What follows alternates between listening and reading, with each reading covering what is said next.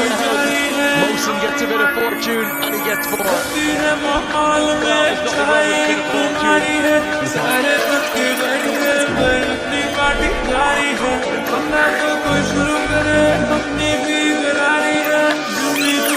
Just inches away.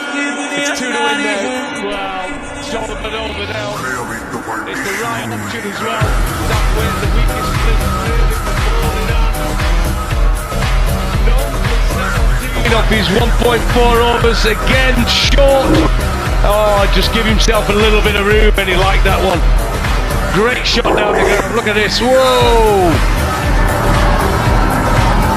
Beautiful striking.